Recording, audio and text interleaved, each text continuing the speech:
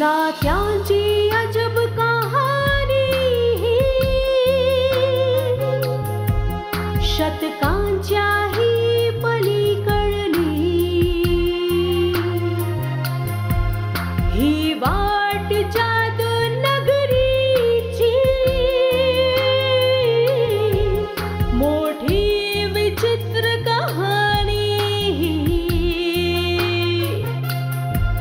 ही दोन मनांची गाथा आकाश धरेची प्रेम कथा ती तर आहे स्वप्न परी चंद्रमुखी चंद्रमुखी चंद्रमुखी चंद्रमुखी। दुर्गेश्वरीने त्याला आश्रय दिला होता आणि दुर्गेश्वरीची साथ मिळाल्यावर तो स्वतःला अधिक शक्तिशाली समजत होता. हुजूर, उद्या प्रातःकाळी सूर्य उगवायच्या आतच तुला या नश्वर शरीरापासून मुक्ती मिळेल. त्या तांत्रिक भैरवनाथाने न जाणो कित्येक मनुष्यांना आपलं बंदी बनवलं असेल. ये महारथी ये आणि आमच्या गुरुदेवांच्या चरणांवर आपलं जीवन समर्पित कर. परंतु त्याआधी तुम्हाला रूपनगरच्या जंगलात उत्पात माजवणाऱ्या युवराजांना समाप्त करायचं आहे, जे आमचा अधिकार हिसकावून घेण्याचं स्वप्न पाहत आहेत. अहो, ज्या तांत्रिकाला आपण महाशक्तिशाली समजून त्याच्या आदेशाचं पालन करत होतो, अरे इथे तर त्याचाही गुरु बसलेला आहे. तो बरोबर बोलतोय छोरावर.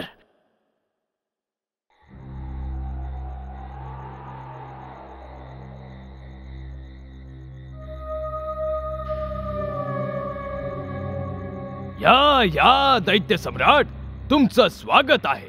आम्हाला तर आपल्या नेत्रांवर विश्वासच बसत नाही. किती शीघ्र पुन्हा तुमचं दर्शन घडलं. हे काय बोलत आहात तुम्ही? मी तर केवळ एक साधारण वाटसरू आहे. तुम्ही मला एवढा सन्मान का देताय? नाही दैत्य सम्राट, तुम्ही एक साधारण वाटसरू नाही आहात, तर एक महान दैत्य आत्मा आहात महाराज. आता आम्ही समजलो आहोत. आमचे दोन्ही गुणाविषयी बोलत होते. अवश्य ते तुमचं दर्शन घेऊनच परत आले होते. बाबा, मी काही समजलो नाही. तुम्ही कोणाविषयी बोलताय? मी तर कित्येक दिवस कोणाला भेटलोच नाही. आपल्या रहस्याला समजणं खूपच कठीण आहे दैत्यराज. आम्ही आपल्या शिष्यांविषयी बोलतोय, जे थोड्याच वेळापूर्वी तुमचं दर्शन घेऊन परतले आहे. माझं दर्शन घेऊन? आता सेवकाची आणखी परीक्षा नका घेऊ महाराज. तुम्ही कधी काय करणार हे तुमच्याशिवाय कधीच कोणी जाणू शकत नाही महाराज. तुम्हीच आमचं भविष्य आहात आणि तुम्हीच आमचे ईश्वर आहात. बाबा, जेव्हा तुम्ही पूर्वी मला भेटला होतात तेव्हाही अशाच प्रकारे सन्मान केला होतात. मी तर केवळ एक साधारण वाटसरू आहे. असं बोलून तुम्ही आम्हाला लज्जित नका करू महाराज. तुमचा महिमा स्वयं तुम्हीच जाणू शकता. तुम्ही आम्हाला बाबा नाही, आपला दास म्हणा. नाही, मी असं नाही करू शकत. मला काहीच समजत नाहीये. एकतर रूपनगरच्या मार्गाने भ्रमित केलंय आणि वरून तुम्ही मला इतका सन्मान देताय. माहित नाही मी रूपनगरला कधी पोहोचेन. दैत्य सम्राट, सेवक इथे असताना तुम्हाला चिंता करण्याची काय आवश्यकता आहे? तुम्ही मठावर येऊन विश्राम करा. आम्ही तुम्हाला रूपनगराचा असा मार्ग सांगू की तुम्ही पापणी लावताच रूपनगरात पोहोचून जाल. आमच्यावर विश्वास ठेवा. रूपनगराचे सर्व मार्ग आमच्या दृष्टीत सामावलेले आहेत. परंतु पण सोडून द्या दैत्य सम्राट. रात्र खूप झाली आहे आणि तुम्ही खूप थकलेले दिसत आहात. आमचं म्हणणं ऐका. आमच्या सोबत येऊन आमच्या मठात विश्राम करा. उद्या प्रातःकाळी सूर्योदय होताच आम्ही स्वयं रूपनगरासाठी तुम्हाला मार्गदर्शन करू. चला चला या. बाबा, तुम्ही त्या दिवशी म्हणत होतात की माझ्यात कुठल्या दानवी शक्ती आहेत. त्या दानवी शक्ती काय आहेत? मला अजूनपर्यंत कळलं नाहीये. सांगतो परंतु तुम्ही आम्हाला बाबा म्हणून संबोधित करू नका महाराज, कारण तुम्ही स्वयं आमचे महागुरु आहात. महागुरु? हो, महागुरु. या विश्वातील श्रेष्ठ अतिश्रेष्ठ पंडितही तुमचं निरागस मुख पाहून हे नाही सांगू शकत की तुम्ही दानवांचे सम्राट आहात. तुम्ही हजारो वर्षांपासून जिवंत आहात, परंतु तुमच्या या मुखावर एका बालकाचे निरागस भाव आहे. तुम्ही धन्य आहात. तुमच्यापेक्षा मोठा महाबली या विश्वात दुसरा कोणीही नाही. ही चित्र विचित्र रहस्य मला काहीच कळत नाहीयेत. भले मी मानवापासून दानव कसा बनलो? तुम्ही कधी मानव नव्हताच. तुम्ही तर दानवांचे दानव आहात. परंतु माहित नाही का, तुम्ही एखाद्या मानवाप्रमाणे जीवन व्यतीत करत आहात. जर तुम्ही ठरवलं तर सर्व विश्वाला आपल्या अधीन करू शकता. हे तुम्ही काय बोलताय? मी तर केवळ एक साधारण मनुष्य आहे. तुम्ही का मला मानवापासून दानव बनवू पाहताय? दानव सम्राट, हिऱ्याची पारख एक रत्न पारखीच करू शकतो. कुणीही साधारण व्यक्ती तुम्हाला ओळखूच शकत नाही. तुम्हाला समजण्यासाठी आणि पारखण्यासाठी दिव्य दृष्टीच असायला हवी. आणि आम्ही आमच्या दिव्य दृष्टीने ओळखलं आहे की तुम्ही या रूपनगरच्या जंगलात आमचा उद्धार करायला आला आहात. नाही, मी कुणाचाही उद्धार करायला आलो नाहीये. मी तर केवळ आपल्या आईला दिलेलं वचन पूर्ण करायला आलोय. काय? मातेला दिलेलं वचन पूर्ण करायला आला आहात? धन्य आहे तुमची मातृभक्ती. दानव सम्राट असूनही तुम्ही एका मानवीला सन्मान देत आहात, जिने तुम्हाला जन्म दिला आहे. दानव असूनही तुम्ही अति कोमल आहात. जर तुम्ही तुमच्या वचनाचं रहस्य आम्हाला सांगितलं तर आम्ही तुमची उचित सहायताही करू शकू. चंद्रमुखीच्या राज्यातून मला ते फूल घेऊन जायचंय, ज्याने माझ्या पिताश्रींची दृष्टी परत येऊ शकते. माझे पिताश्री अलकापुरी नरेश आहेत. जर मी ते फूल घेऊन जाऊ शकलो तर माझं जीवन धन्य होईल. अन्यथा माझं जीवन व्यर्थ आहे. तुमचं जीवन कधीही व्यर्थ नाही असू शकत. आम्ही तुम्हाला विश्वासाने सांगतो, चंद्रमुखीचं फूल तुम्हाला अवश्य मिळेल. मी केवळ इतकंच जाणतो की मला माझ्या पिताश्रींची दृष्टी परत आणायची आहे आणि आपल्या आईला दिलेलं वचन पूर्ण करायचं आहे. निश्चिंत रहा, तुमचं वचन अवश्य पूर्ण होईल. धन्य आहे ती माता जिने तुमच्यासारख्या दैत्य सम्राटाला जन्म दिला. आम्ही त्या महान मातेला कोटी कोटी प्रणाम करतो.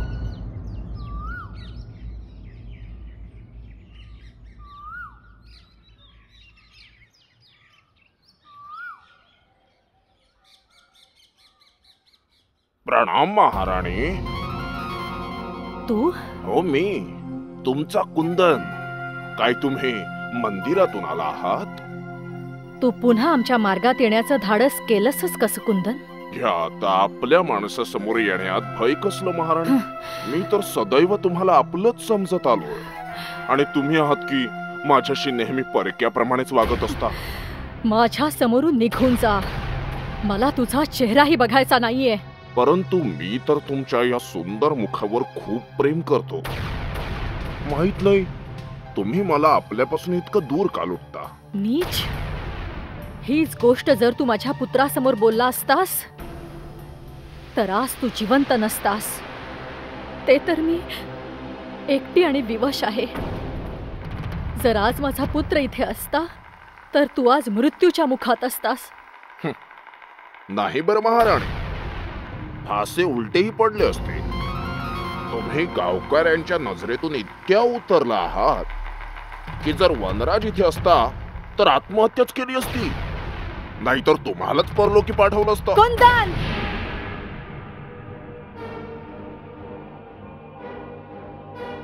महाराणींसोबत हा दुष्ट कुंदन काय बोलतोय? अवश्य महाराणींच्या आत्मसन्मानाला धक्का पोहोचवत असेल. प्रणाम महाराणी. प्रणाम बाबा. तुम्हाला ईश्वराने योग्य वेळी पाठवलंय. हा दुष्ट कुंदन याने आज पुन्हा माझा मार्ग अडवला आणि माझ्याशी नको नको ते बोलत होता. कुंदन, मी तुला या आधीही चेतावणी दिली होती. तू नाही सुधारणार. जर अशाच प्रकारे तू नीचपणे वागत राहिलास तर तुला नरकातही स्थान नाही मिळणार. राम राम राम राम देवधर बाबा, हे तुम्ही काय बोलताय? मी तर कित्येक दिवसात महाराणींना भेटलोही नाही. आज महाराणींना पाहिलं तेव्हा माणुसकीच्या नात्याने विचारपूस करायला आलो मी. हा खोटं बोलतोय देवधर बाबा. ह्या दुष्टाने आत्ताच माझ्याशी असं काही वर्तन केलंय जे मी तुम्हाला सांगूही शकत नाही. जर आजच्या नंतर तू महाराणींकडे नेत्र उचलून पाहण्याचा प्रयत्न केलास ना कुंदन, तर तू कायमचा भस्म होऊन जाशील. चला महाराणी, अशा नीच लोकांपासून दूर राहणं चांगलं आहे. चला.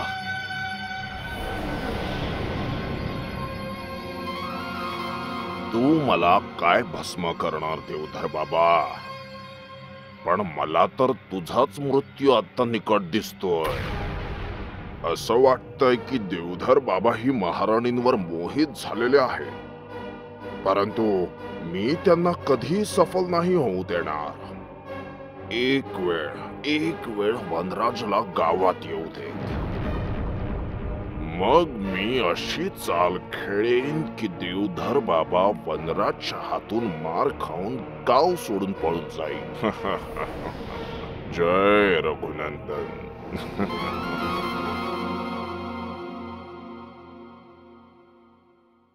मी खूप थकले आहे देवधर बाबा.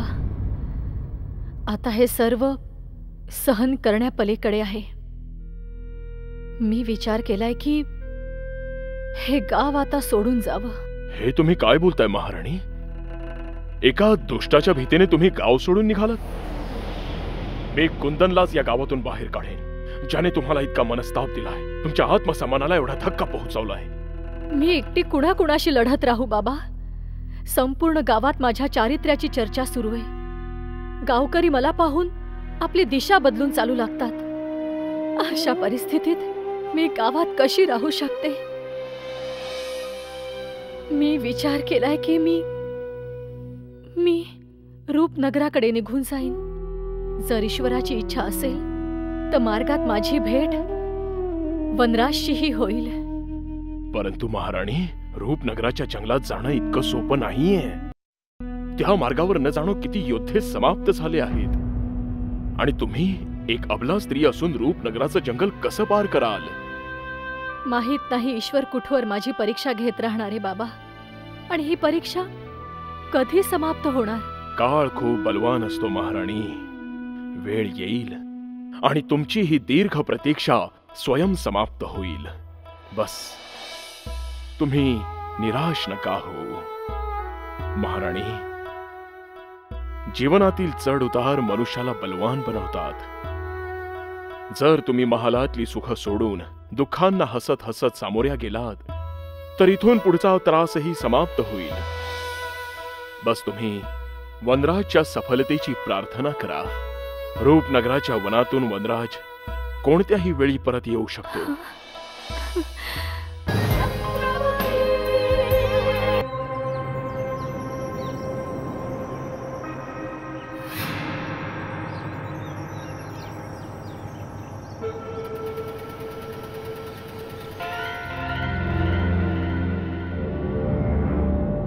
ही युवती मला आधीही भेटली आहे.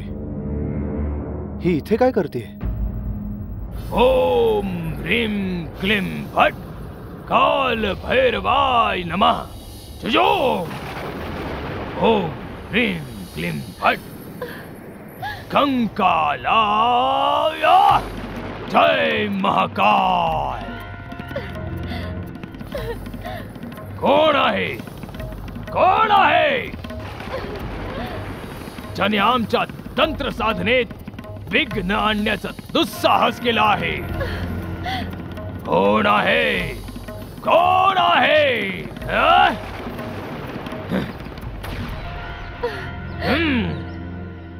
नागिण सावित्री,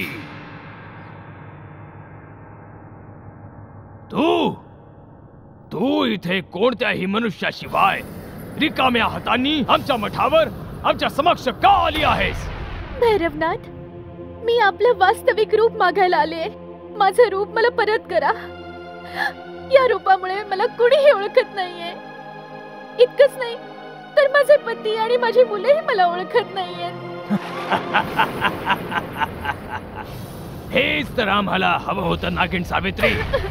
हेच तर आम्हाला हवं होतं की तू अशीच दुःखाने भटकत राहावीस. आम्ही तुला इतकं लाचार आणि निर्बल बनवू इच्छितो की तू आमचं कार्य पूर्ण करण्यासाठी विवश होशील. मी आपली शक्ती पणाला लावून तुमचं कार्य पूर्ण करण्याचा प्रयत्न केला होता भैरवनाथ, परंतु मी असफल झाले. जर माझं रूप तुम्ही मला परत केलं तर मी आपल्या पती सोबत मिळून तुमचं कार्य पूर्ण करेन. माझं रूप मला परत द्या भैरवनाथ. नाही, कदापि नाही. आम्ही तुझं छलकपट आणि तुझ्या ढोंगी स्वभावाला चांगल्या प्रकारेच ओळखलंय. आपलं वास्तविक रूप परत मिळताच तू आमच्या विरुद्ध काही ना काही षडयंत्र रचण्याचा प्रयत्न करशील आणि आम्ही कदापि असं नाही घडू देणार. आणि म्हणूनच आम्ही तुझं ते वास्तविक रूप कधीच परत नाही करणार. भैरवनाथ, तू माझे अश्रू पाहूनही नाही द्रवलास. तू खूपच निर्दयी आहेस. जर अशाच प्रकारे तुझ्या पापाचा घडा भरत राहिला तर एक दिवस तुझा सर्वनाश अवश्यच होईल. सर्वनाश? सर्वनाश आमचा नाही, तुझा होईल नागिन सावित्री. तू जोवर जिवंत राहशील या जंगलात एकटीच भटकत राहशील आणि एक दिवस असंच भटकत भटकत तुझा मृत्यू होईल. तुझं शव गिधाड कावळ्यांचं भक्ष्य बनेल. तुझ्या कुटुंबातील कुणीही सदस्य तुझ्या शवाला हात नाही लावणार. तू महान तांत्रिक भैरवनाथासोबत कपट केलंयस आणि याचा दंड तुला जीवनभर भोगावा लागेल. तू मला रक्ताचे अश्रू ढाळायला लावलेस भैरवनाथ. एक दिवस तू ही रक्ताचे अश्रू ढाळशील.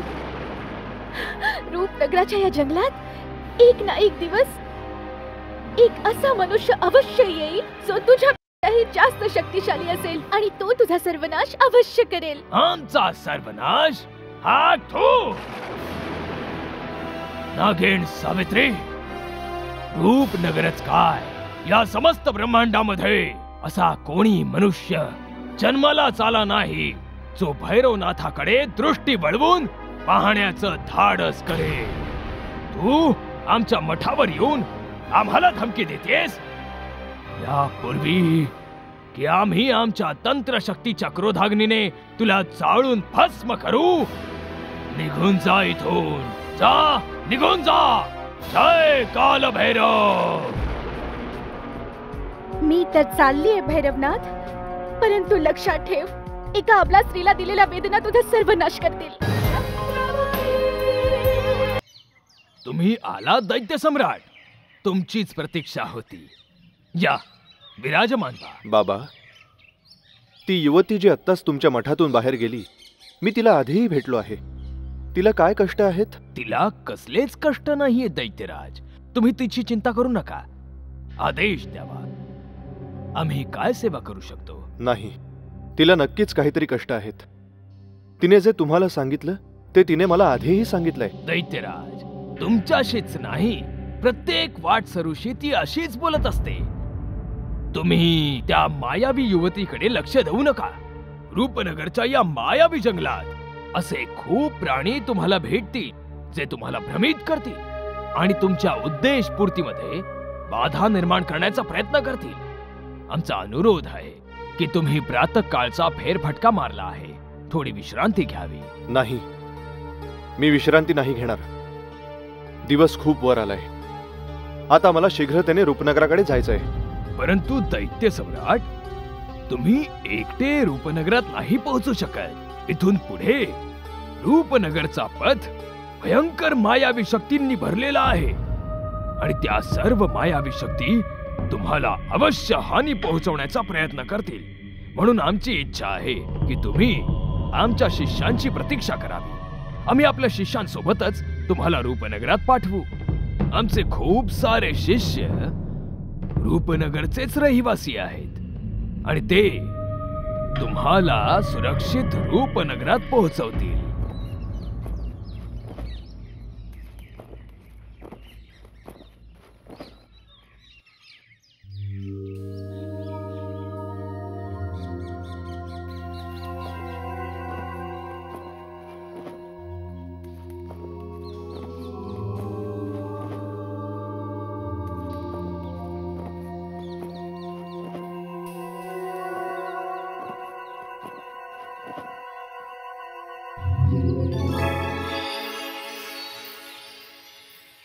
थांबा लोहा सिंग, मी तुमचीच प्रतीक्षा करत होते. कसला विचार करताय तुम्ही लोहा सिंग? तुम्ही मला पाहून एवढे आश्चर्यचकित का झाला आहात? मी तर तुला पहिल्यांदाच पाहतोय, परंतु तू मला कसं काय ओळखतेस? तुम्ही मला पहिल्यांदा पाहत असाल, पण मी तुम्हाला चांगलंच ओळखते. मीच काय, रूपनगरातले सर्व लोक तुम्हाला ओळखतात महाबली लोहा सिंग. तुमच्यासारखा बुद्धिमान आणि बलवान पूर्ण रूपनगरामध्ये दुसरा कुणीही व्यक्ती नाहीये. असं जर हे सत्य आहे तर आम्हाला प्रसन्नता वाटली. याचं तात्पर्य तर हे झालं की रूपनगरच्या जंगलात आम्ही एक मोठी हस्ती आहोत. मग नाही तर काय, रूपनगरात आणि रूपनगराच्या जंगलात अशी कोणीही व्यक्ती नाहीये जो तुमच्याशी टक्कर घेईल लोहा सिंग. परंतु याच जंगलात तुमच्या विरुद्ध खूपच भयंकर षडयंत्र रचलं जातंय. षडयंत्र? कोण आहे तो अभागी ज्याने महाबली लोहा सिंगच्या विरोधात षडयंत्र रचण्याचं दुस्साहस केलं आहे? कुणाला मृत्यूचं बोलावणं आलंय ज्याने महाबली लोहा सिंगला आव्हान दिलं आहे? तुमच्या विरुद्ध षडयंत्र रचणारा दुसरा कोणी नाहीये. तोच तांत्रिक भैरवनाथ आहे, ज्याच्यासाठी तुम्ही मनुष्य पकडून पकडून घेऊन जात होतात. तोच तांत्रिक भैरवनाथ तुम्हाला षडयंत्राच्या जाळ्यात अडकवून तुमचा विनाश करू इच्छितो. आताही तो आपल्या मठातच बसलेला असेल आणि कोणती तरी चाल खेळत असेल. तू ज्याला तांत्रिक भैरवनाथ समजतेस ते तांत्रिक भैरवनाथचं प्रतिरूप आहे. तो तांत्रिक भैरवनाथ नाही, कोणी बहुरूपी आहे जो आमच्या गुरुदेवांचा मुखवटा धारण करून बसलेला आहे. हो, तो एक बहुरूपीच आहे. परंतु हे तुम्हाला कसं कळलं? मला इथल्या अचूक सूचना आधीच प्राप्त होतात. मी आज त्या बहुरूपी तांत्रिकाला असा दंड देईन की पुन्हा कधी तो रूपनगरच्या जंगलात येण्याचा दुस्साहस करूच शकणार नाही. मी त्या दुष्ट तांत्रिकाचा शीर कापून रूपनगरात घेऊन जाईन आणि गुरुदेव रणवीर सिंगांच्या चरणावर नेऊन ठेवेन.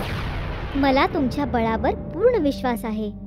ह्या आधी की तो तांत्रिक भैरवनाथ आपल्या उद्देशात सफल होईल, तुम्ही तात्काळ मठात जा आणि त्याला मृत्युमुखी पोहोचवा. मी आताच मठात जातो आणि त्या दुष्ट तांत्रिकाचं मस्तक धडा वेगळं करतो.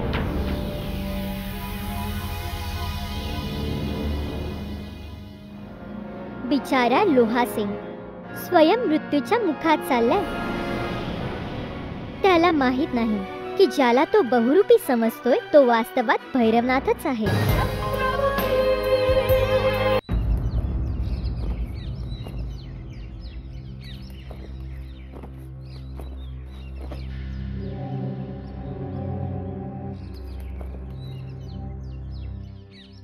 बाबा, अजूनपर्यंत तुमचा कोणी शिष्य आला नाही. अजून किती प्रतीक्षा करावी लागेल? मला रूपनगरात लवकरात लवकर पोचायचंय. तुम्ही थोडा वेळ आणखी प्रतीक्षा करा दैत्य सम्राट. आमच्या शिष्यांच्या येण्याची वेळ झाली आहे. ते कधीही येऊ शकतात.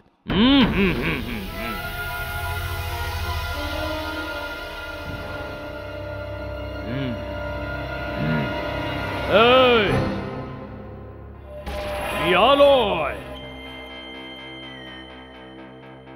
लोहा सिंग, कुठे गेला होतास तू? आम्ही आणि दानव सम्राट केव्हाचे तुझी प्रतीक्षा करतोय. दिसत नाही दानव सम्राट किती व्याकुळ आहेत. त्यांना शीघ्र रूपनगरात पोहोचायचं आहे. जा, त्यांना रूपनगरात सोडून तात्काळ आमच्याकडे परत ये. जर मी तुझा आदेश मान्य नाही केला तर तू माझं काय वाकडं करशील बहुरूपी तांत्रिक? काय म्हणालास?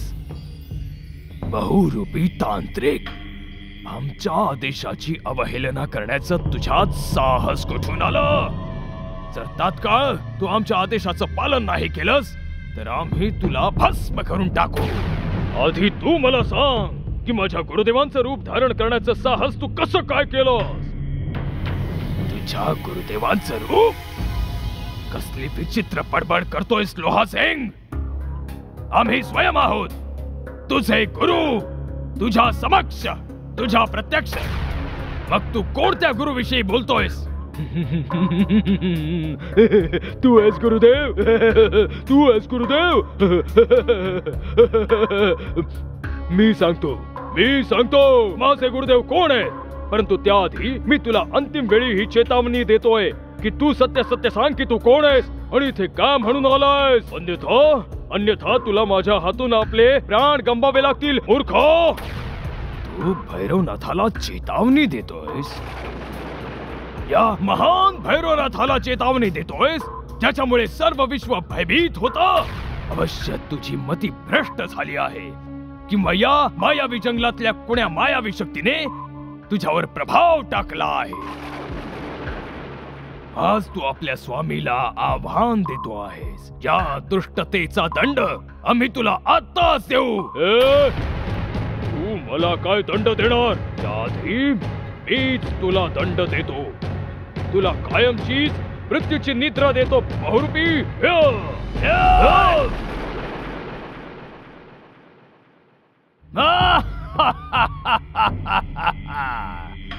आम्ही तुला पुन्हा मूर्ती बनवलं आणि आता तू असाच मूर्तीप्रमाणे उभा राहशील जोपर्यंत आमची इच्छा असेल. लोहा सिंग,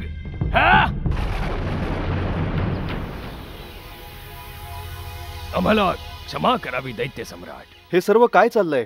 मला काहीच कळत नाहीये. परंतु आम्ही सर्व काही समजलो आहोत दैत्य सम्राट.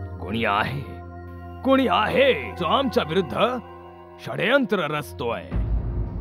अन्यथा लोहा सिंग, आमचा दास, आमचा शिष्य आमच्याशी इतक्या उच्च स्वरात नसता बोलला. माझा खूप वेळ व्यर्थ गेला आहे. आता मला रूपनगराच्या दिशेने एकट्यानेच प्रस्थान करायला हवे. नाही दैत्य सम्राट, नाही. आम्ही तुम्हाला रूपनगरात एकट्याने नाही जाऊ देणार. आणि जोपर्यंत या षडयंत्राविषयी कळत नाही, रूपनगरच्या या जंगलात आम्ही तुम्हाला एकटं नाही सोडू शकत. कारण जर तुमच्या सोबत काही घटना घडली तर आमचा तर सर्वनाशच होईल. तुम्ही आमच्यावर विश्वास ठेवा. आमचे आणखीही खूप प्रिय शिष्य आहेत. जसाही आमचा कोणी प्रिय शिष्य येईल, आम्ही त्याच्या सोबत तुम्हाला रूपनगरात पाठवून देऊ.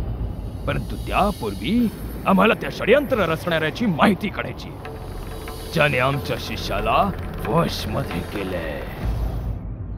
तू चिंता करू नकोस दुर्गेश्वरी. वैद्यराज युवराजांचा प्राण वाचवण्याचा सर्व परीने प्रयत्न करतायत.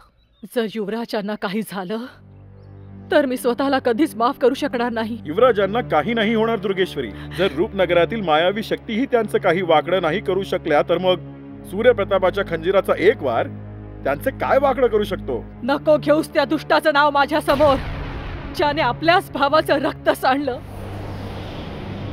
जर तो युवराजांचा भाऊ नसता तर मी त्या सूर्यप्रतापाला त्याच वेळी जमिनीत गाडलं असतं जेव्हा त्याने खंजीर चालवलं. आपण युवराज विजेंद्र प्रतापांना सांभाळण्याच्या घाईत थोडीशी चूक केली दुर्गेश्वरी. याचाच लाभ घेऊन सूर्यप्रताप आपला घेराव पार करून निसटून गेला. पण कुठवर पळत राहील तो? दुर्गेश्वरीची दृष्टी त्याला अंधारातही शोधून काढेल. तो दुष्ट ज्या भावाला शोधायचं नाटक करत होता, वास्तवात त्याच भावाची हत्या करण्यासाठी तो या रूपनगराच्या जंगलात भटकत होता. ही गोष्ट आता माझ्या लक्षात आलीये. याचं तात्पर्य हे झालं की सूर्यप्रताप आपल्या भावाला मारल्यानंतर त्यांचं सिंहासन काबीज करू इच्छितोय. परंतु त्याचं हे स्वप्न कधी पूर्ण नाही होणार. आपल्या सर्वांच्या प्रार्थनेने युवराजांचे प्राण अवश्य वाचतील दुर्गेश्वरी. जर परमेश्वराने माझी प्रार्थना नाही ऐकली तर मी सगळ्या मर्यादा तोडून त्या सूर्यप्रतापाला शोधून त्याच्या शरीराचे तुकडे तुकडे करेन. ही या दुर्गेश्वरीची प्रतिज्ञा आहे. दुर्गेश्वरी, युवराजांची चेतना परत आली आहे. तुम्ही माझ्या युवराजांना वाचवलात. तुमचे खूप खूप आभार. युवराज, तुम्ही ठीक आहात? आम्हाला काय झाले दुर्गेश्वरी? आम्ही सकुशल आहोत. परंतु तू इतकी चिंतित का आहेस? सूर्यप्रतापने तुमच्यावर आक्रमण केलं होतं. तुम्हाला काहीच आठवत नाही? युवराज, तुमच्या दुष्ट भावाने तुमच्यावर खंजीराने वार केला. तुमच्या दुष्ट भावाने तुमच्यावर खंजीराने वार केला. दुर्गेश्वरी, हे तू काय बोलत आहेस? जो भाऊ आम्हाला शोधत शोधत रूपनगराच्या या मायावी जंगलात सुद्धा आला. ज्याने आम्हाला वाचवण्यासाठी आपल्या प्राणांची चिंता देखील नाही केली, तो आम्हाला कसा मारू शकतो? त्याने तुमच्यावर खंजिराने आक्रमण केलं हे मी स्वतः आपल्या नेत्रांनी पाहिलंय. दुर्गेश्वरी, तो तुझ्या नेत्रांचा भ्रम होता. ज्याला तू पाहिलं होतंस तो युवराज सूर्यप्रताप नाही, कोणी दुसरंच होतं. कोणी दुसरं? कदापि नाही. त्याने तुमच्यावर खंजिराने आक्रमण केलं हे मी आणि माझ्या साथीदारांनी पाहिलंय. जर त्याच्याशी तुमचं रक्ताचं नातं नसतं ना, तर खंजीर उचलण्याआधीच मी त्याचं रक्त सांडलं असतं. नाही दुर्गेश्वरी, आमच्या भावाविषयी इतकं कटुतेने नको बोलूस. दुर्गेश्वरी, ज्याने आम्हाला मारण्याचं साहस केलं तो सूर्यप्रताप नाही, तर रूपनगरातील कोणी मायावी शक्ती आहे. रूपनगराच्या या जंगलात दुर्गेश्वरीचं जीवन व्यतीत झालंय. या मायावी शक्तींना बघण्यात आणि पारखण्यात ती कोणती मायावी शक्ती नव्हती. तुम्ही आपल्या भावाला वाचवण्याचा प्रयत्न करत आहात. इतिहास साक्षी आहे की सिंहासनाच्या लोभाने कित्येक युवराजांनी आपल्या पित्याचा वध केलाय. एका भावाने आपल्या भावाचं शिर कापलंय. या सूर्यप्रतापने सुद्धा सिंहासनाच्या लोभाने तुमच्यावर आक्रमण केलं. ईश्वर कृपा आहे की तुम्ही सुरक्षित आहात, नाहीतर मी त्या सूर्यप्रतापला कधी जिवंत सोडलं नसतं. आम्ही पूर्ण विश्वासाने पुन्हा सांगतोय दुर्गेश्वरी, आमचे भाऊ सूर्यप्रताप सिंग निर्दोष आहे. जर सूर्यप्रताप सिंग निर्दोष आहे तर ज्याने तुमच्यावर आक्रमण केलंय तो दोषी कोण होता? दुर्गेश्वरी, अवश्य ती रणवीर सिंगची कोणी मायावी शक्ती होती, जिने आमच्या भावाचं रूप धारण करून आम्हाला मारण्याचा प्रयत्न केला.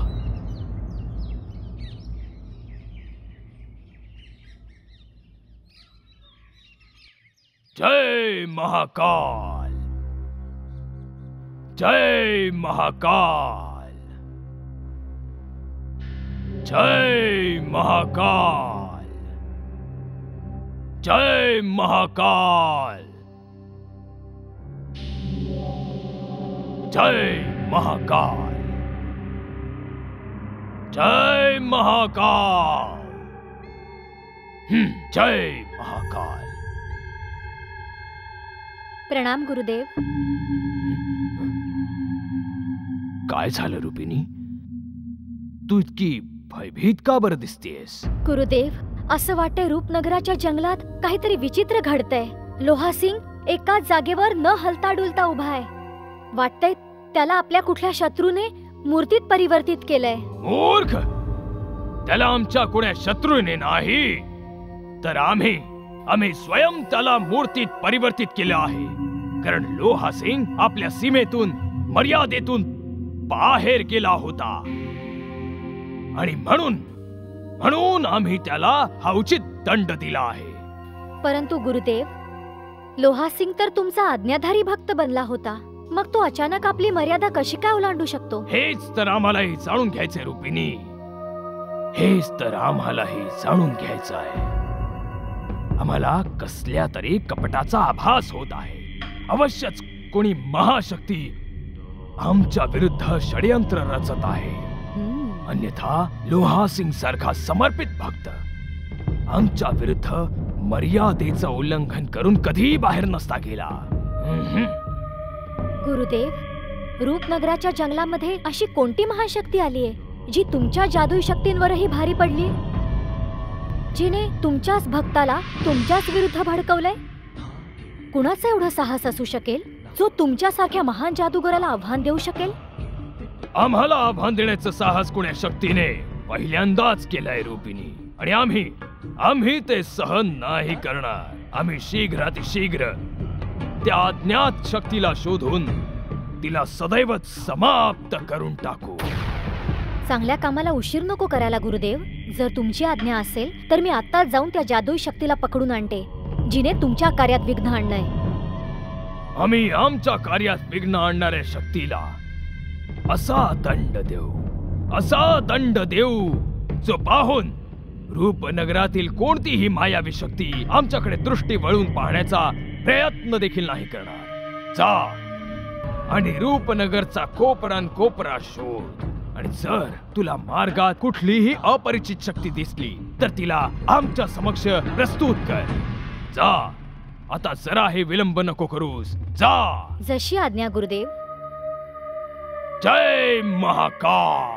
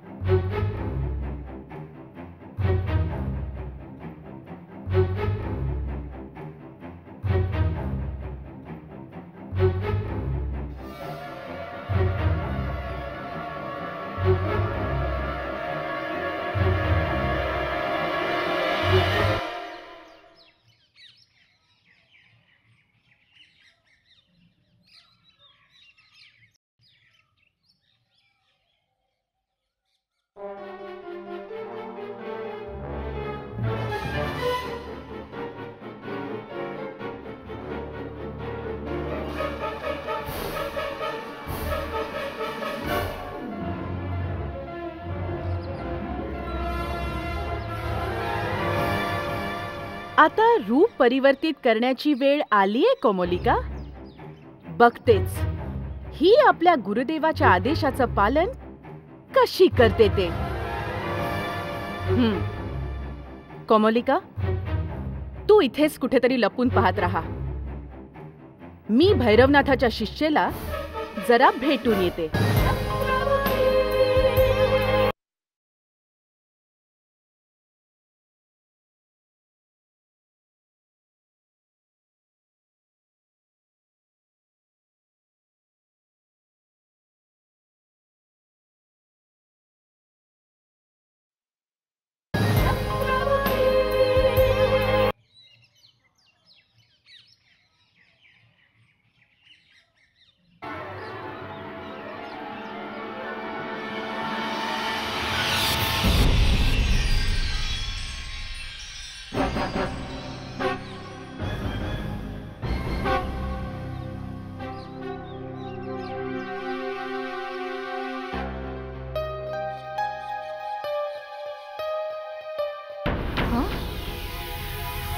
आश्चर्य आहे गुरुदेव. आत्ताच तर हे मठात होते. गुरुदेव, गुरुदेव. रुक्मिणी, तू इथे? आम्ही जे आवश्यक कार्य तुला सोपवलं होतं ते सोडून तू इथे काय करतेस? गुरुदेव, मी तर तुमचंच कार्य करण्यासाठी निघाले होते, परंतु आत्ताच तर तुम्ही मठात होतात आणि मग अचानक इथे कसे? हेच पाहून तर मी आश्चर्यचकित झाले. हाच तर आमचा चमत्कार आहे रूपिणी. आम्ही आपल्या जादुई शक्तीने जिथे हवं तिथे प्रकट होऊ शकतो. तुला पाठवल्यानंतर आम्हाला असा भास झाला की कुणी बहुरूपी आहे जो आमचं रूप धारण करून रूपनगरच्या जंगलात भटकत आहे. आम्ही त्याला शोधायलाच इकडे आलो आहोत. तुमचा बहुरूपी? मी समजले नाही गुरुदेव. हो, बहुरूपी कुणी आहे जो आमचंच रूप धारण करून आम्हाला छळायचा प्रयत्न करत आहे. जर तुला आमच्या रूपामध्ये कोणी दिसलं तर तू त्याच्यावर हमला करायचा आणि त्याला पकडून तात्काळ आमच्या समक्ष प्रस्तुत करायचं. जशी आज्ञा गुरुदेव. मी तुमच्या बहुरूप्याला पाहताच तुमच्या समोर घेऊन येईन. ठीक आहे. आता आम्ही उत्तर दिशेला चाललो आहोत. आमच्या अनुपस्थितीचा फायदा घेऊन तो बहुरूपी आमच्या मठावर कब्जा करण्याचा प्रयत्न करू शकतो. जर तो तुला मठाच्या आसपास दिसला तर त्याच्यावर विश्वास ठेवू नकोस. तुम्ही चिंता नका करू गुरुदेव. जर तो मायावी बहुरूपी मला दिसला ना तर मी त्याला मारून मारून पळवून लावेन. रूपिणी, आम्हाला तुझ्यावर पूर्ण विश्वास आहे. तरी जर तू त्याच्या समक्ष निर्बल ठरू लागलीस तर आमचं स्मरण कर. तू 3 वेळा जय निशाचरी देवी, जय निशाचरी देवी, जय निशाचरी देवी असं म्हण जिथे कुठेही असू तुझ्या समक्ष तत्काळ प्रकट होऊन जाऊ. जशी आज्ञा गुरुदेव. जा इथून तत्काळ निघून जा आणि आम्ही इथे परत येईपर्यंत आमच्या मठाचं रक्षण कर.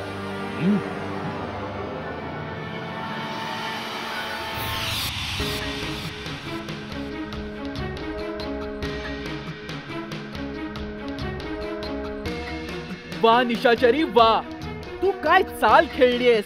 आता ती शिष्या आपल्या स्वामीला बहुरूपी समजून त्याच्याशी भांडत बसेल आणि संकटात सापडून जय निशाचरी देवीचा जप करत राहील, परंतु तिचं रक्षण करायला कोणीच येणार नाही. ही दोन मनाची गाथा आकाश